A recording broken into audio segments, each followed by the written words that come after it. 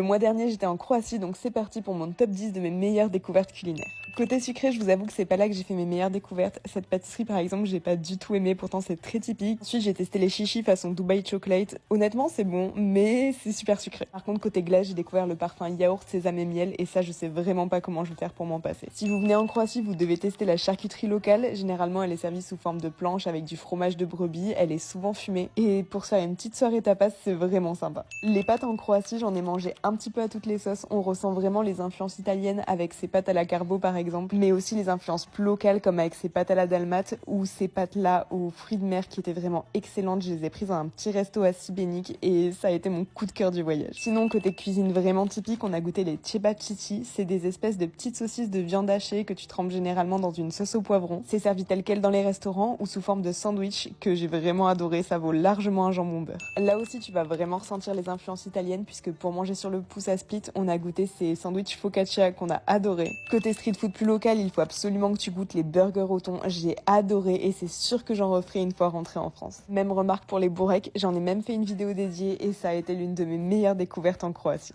Côté plat typique, on a aussi goûté le ragu à la dalmate. C'est une sauce à base de vin dans laquelle est cuite la viande. Elle est vraiment très tendre, servie avec des petits gnocchis. C'était vraiment excellent.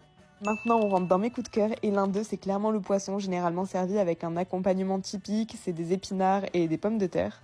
Et regardez-moi juste cette planche à partager, rien que de la revoir, j'en ai l'eau à la bouche, le poisson était tellement bon. Ça aurait pu être dans la même catégorie, mais je l'ai mis à part parce que le poulpe grillé en Croatie, c'est vraiment quelque chose. Je sais que c'est pas au goût de tout le monde, mais moi j'en ai mangé sous toutes ses formes, qu'il soit grillé, frit ou en salade. Et mon top 1, ça a vraiment été cette huile d'olive, aussi fou que ça puisse paraître, juste de l'huile d'olive dans laquelle tu trempes ton pain, c'est vraiment tout ce qu'il me faut pour être heureuse.